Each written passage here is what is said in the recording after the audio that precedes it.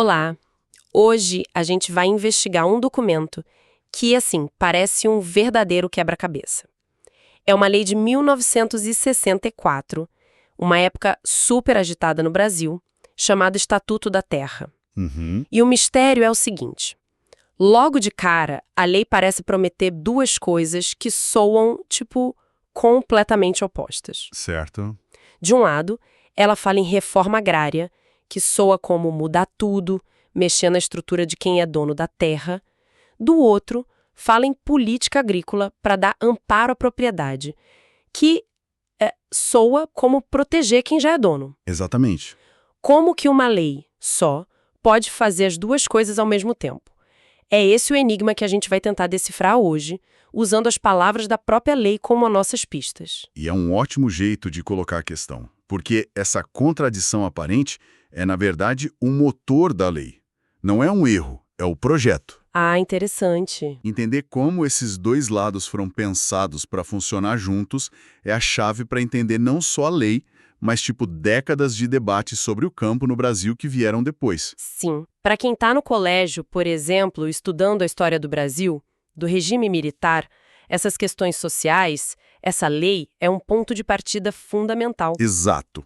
A nossa fonte é a Lei 4.504, de 30 de novembro de 1964. Vamos direto para o começo dela, o artigo 1º, que já joga essa dualidade na nossa cara. Vamos lá? Ele diz que a lei regula os direitos e deveres das propriedades rurais para dois fins: execução da reforma agrária e promoção da política agrícola. Aí já começa. Ok, então a gente tem esses dois termos gigantescos. A sorte é que a própria lei funciona como um dicionário e explica o que ela quer dizer com cada um. Sim, e aí que a gente começa a montar o quebra-cabeça. A lei não joga os termos e sai correndo. Ela define o campo de jogo, certo? E o primeiro conceito que ela define é o mais explosivo: reforma agrária. Ok, o parágrafo 1º define reforma agrária como um conjunto de medidas que visem a promover melhor distribuição da terra, Uhum. a fim de atender aos princípios de justiça social e ao aumento de produtividade.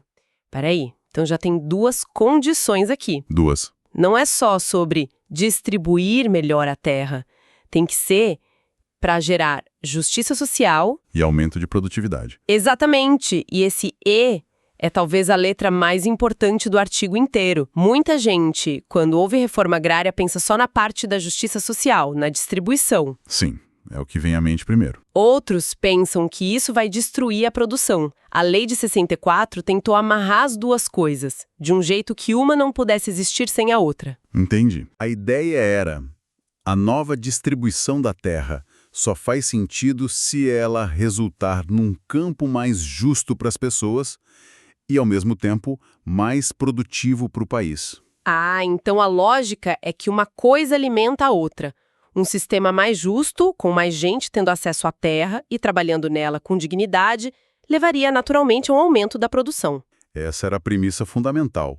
A lei parte do princípio de que latifúndios improdutivos ou terras onde as pessoas trabalhavam em condições precárias eram um problema duplo. Social e econômico. Isso, socialmente injustos e economicamente ineficientes.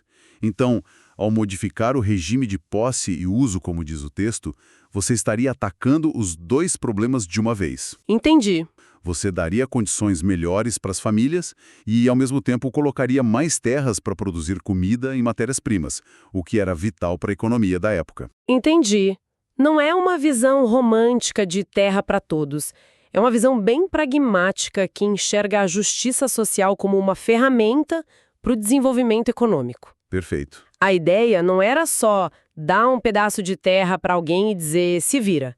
Era criar um novo sistema de uso da terra que fosse, mais inteligente e benéfico para todo mundo. Perfeito. A produtividade nessa visão não é só o lucro do dono, é um retorno para a sociedade. Certo. Terra produzindo significa comida mais barata na cidade, significa matéria-prima para a indústria que estava crescendo, significa movimentar a economia. Claro. E a justiça social significaria, em tese, menos conflitos, menos êxodo rural descontrolado. A lei via esses dois objetivos como inseparáveis, como duas faces da mesma moeda do desenvolvimento. Ok. Essa parte da reforma ficou mais clara. É sobre mudar a estrutura para obter justiça e produtividade. Mas e o outro lado do nosso quebra-cabeça? A tal da política agrícola. Aham. Porque a lei a define como um conjunto de providências de amparo à propriedade da terra. E aqui eu volto à minha dúvida inicial. Como você ampara a propriedade ao mesmo tempo que está tentando reformar a distribuição dela? Sim, Parece que uma hora a lei vai ter que escolher um lado. é a pergunta de $1 milhão. E a resposta está no resto da frase. A lei não diz apenas amparo à propriedade, ponto final. Ah, tem mais. Tem. Ela completa. O objetivo é orientar as atividades agrícolas para garantir o pleno emprego e, aqui vem a conexão crucial, harmonizá-las com o processo de industrialização do país. Ah, então não é amparar a propriedade de qualquer jeito. É um amparo com uma condição. Exato. É tipo, ok, a gente te ajuda, te dá suporte, mas é para você produzir de um jeito que sirva ao projeto maior do Brasil. É isso. Exatamente isso. Pensa no Brasil dos anos 60. O país estava vivendo o auge do modelo de desenvolvimento focado na industrialização. Sim, Brasília, os carros. Isso, indústria automobilística chegando, havia um projeto nacional em curso. O Estatuto da Terra não é uma lei isolada do campo. Ele está conectando o campo com a cidade de forma explícita. Entendi. Ele diz, olha, a fazenda não é uma ilha. O que se planta, como se planta e para quem se vende precisa estar em sintonia com o que as novas indústrias e as cidades que estão crescendo precisam. Então, na prática, essa política agrícola seria o conjunto de ferramentas do governo, tipo crédito rural, assistência técnica, pesquisa. Exatamente. Para incentivar os proprietários a produzir o que o país precisava, tipo, precisamos de mais algodão para a indústria têxtil, então vamos dar crédito facilitado para quem plantar algodão. Exatamente. O amparo é um incentivo direcionado. É o governo dizendo, se você, proprietário, alinhar sua produção com o nosso projeto de desenvolvimento, você terá o nosso apoio. Faz sentido. Então a política agrícola seria o braço econômico, o fomento. E a reforma agrária seria o braço social, a reestruturação. Certo. Na teoria, uma daria as ferramentas para a produção, enquanto a outra organizaria quem iria produzir e em que condições. As duas juntas formariam o plano completo para o campo. Agora o quebra-cabeça começa a fazer sentido. Não são duas ideias opostas, mas duas partes de uma mesma estratégia. Uma mexe na estrutura social da terra e a outra direciona a produção para um objetivo econômico nacional. Uma busca o equilíbrio social, a outra o alinhamento econômico. E na cabeça dos legisladores, elas deveriam caminhar de mãos dadas. Uma reforma agrária bem-sucedida dependeria de uma política agrícola forte para dar suporte aos novos proprietários. Claro. E uma política agrícola eficiente precisaria de uma estrutura de terra mais justa e produtiva para funcionar. Certo. Isso nos leva a uma ideia que talvez seja a mais forte, a mais revolucionária dessa lei. Está no artigo 2º. Sim. Ele começa com uma frase que soa quase como um direito constitucional. É assegurada a todos a oportunidade de acesso à propriedade da terra. Isso é muito poderoso. Parece universal. É forte. Mas logo em seguida vem a vírgula que muda tudo. Condicionada pela sua função social. Ok, essa expressão função social a gente ouve muito até hoje. Muito. O que ela significava exatamente para os criadores dessa lei em 1964? Essa é a grande virada conceitual. A lei está afirmando que ter a posse de uma terra, o documento, o título, não é um direito absoluto e infinito. Ele está amarrado a uma responsabilidade. É um direito que vem com um dever. E, mais uma vez, a lei não nos deixa no escuro. Ela explica. Ela explica. O parágrafo 1º desse artigo define com todas as letras o que é cumprir a função social. Ele diz que a propriedade cumpre sua função quando, e aqui tem duas palavras-chave, integralmente e simultaneamente. Simultaneamente. De novo, essa ideia de que as coisas têm que acontecer ao mesmo tempo. Não dá para escolher uma e ignorar a outra. Estar dos proprietários e dos trabalhadores que nela labutam, assim como de suas famílias. Uau! Isso é muito direto.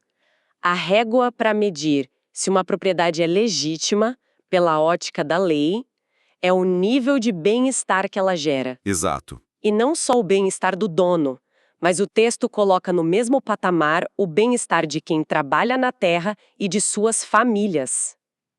Isso é forte. É fortíssimo. E levanta uma questão fundamental. A lei cria um critério de performance social para a propriedade. Performance social. Gostei do termo. Não basta ser dono no papel. A terra precisa performar socialmente. E essa performance é medida em algo muito humano: bem-estar. Certo. A lei não entra em detalhes de como medir bem-estar, mas a mensagem é clara. Uma fazenda não pode ser um lugar de miséria, de exploração, de condições degradantes para quem vive e trabalha nela. Entendi. Se isso acontece, de acordo com a lógica do artigo 2º, ela não está cumprindo sua função social. Ou seja, a posse da terra é como uma concessão da sociedade que vem com a condição de que ela seja usada para o bem comum, que nesse caso é medido pelo bem-estar das pessoas envolvidas diretamente nela. Tô entendendo certo? Perfeitamente. Não é só um ativo financeiro, como um apartamento na cidade, que você pode deixar fechado se quiser. A terra rural tem um papel social a cumprir. Precisamente. Você captou o espírito da coisa. A terra é vista como um espaço de vida e trabalho, e a legitimidade da sua posse está diretamente ligada à qualidade de vida que ela proporciona. Uhum. Isso muda completamente a perspectiva sobre o que significa ser dono de uma terra. O direito do proprietário não pode se sobrepor ao bem-estar dos trabalhadores a ponto de anulá-lo. E aquela palavra simultaneamente volta para amarrar tudo. Quer dizer que o cenário ideal da lei é um onde a terra é tão bem administrada, tão produtiva, que ela consegue gerar riqueza e bem-estar pro dono e pro trabalhador. Isso. Não é um jogo de soma zero, onde para um ganhar, o outro tem que perder. Essa é a visão, digamos, otimista e harmoniosa da lei. Ela propõe um modelo de responsabilidade compartilhada. O bem-estar do proprietário e o do trabalhador não são vistos como interesses opostos, mas como resultados interdependentes de uma propriedade que funciona bem, que cumpre sua função. Fica claro, então, que uma terra abandonada, que não produz nada, ou uma fazenda produtiva, mas que mantém seus trabalhadores em condições análogas à escravidão, por exemplo. Sim, Seriam dois casos claros de descumprimento da função social segundo essa lei. Não importa quem tem a escritura. pela letra da lei, sim. E essa ideia da função social da propriedade foi tão impactante que ela atravessou o tempo. Ela não ficou só no Estatuto da Terra. É verdade. Mais de 20 anos depois, em 1988, ela foi incorporada como um princípio fundamental na nossa atual Constituição Federal. Uau! Isso mostra a força e a permanência desse conceito que foi consolidado ali em 1964.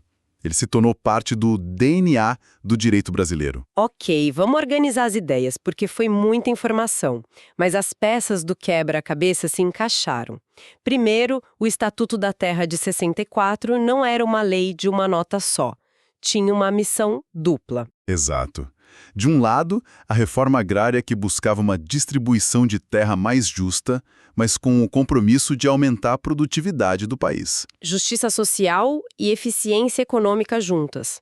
Exato. E do outro lado, a política agrícola, que era a ferramenta para apoiar os proprietários, mas de forma direcionada para que a produção do campo estivesse alinhada com o grande projeto de industrialização do Brasil na época. Perfeito. E para amarrar tudo isso, a lei introduziu essa condição revolucionária. O direito à propriedade da terra não é absoluto. Certo. Ele depende do cumprimento da função social. E essa função social tem um critério bem humano, que é o bem-estar gerado simultaneamente para donos, trabalhadores e suas famílias. É impressionante pensar que esses conceitos escritos há quase 60 anos continuam sendo centro de debates tão acalorados hoje em dia. Sem dúvida. A linguagem e as ideias daquela lei ainda ecoam. Entender esses artigos iniciais do Estatuto não é só olhar para o passado. Não mesmo. É ganhar as ferramentas e o vocabulário para entender as discussões mais importantes sobre o futuro do Brasil rural, sobre meio ambiente, sobre desigualdade. E pensar que tudo isso se baseia nesse equilíbrio delicado, quase um ato de malabarismo, entre reformar e apoiar, entre o social e o econômico. Exato. E tudo dependendo daquela palavrinha mágica, simultaneamente. O bem-estar de todo mundo ao mesmo tempo. Mas isso me parece algo incrivelmente difícil de alcançar no mundo real. E essa é a tensão fundamental que a própria lei cria e nos deixa como herança. Ela estabelece um ideal muito elevado. Sim. E isso nos leva à reflexão final, à pergunta que fica no ar. A lei não dá uma resposta fácil, e é por isso que continuamos discutindo sobre ela 60 anos depois. A questão é, se essa condição, o simultaneamente, falha, Uhum. se em uma propriedade só o dono está tendo bem-estar, mas os trabalhadores não, ou o contrário. O que acontece quando esse equilíbrio se quebra? É uma boa pergunta. Pela lógica rigorosa da lei, se não é simultâneo, não é integral. E se não é integral, a pergunta que fica é: a função social da Terra deixou de ser cumprida?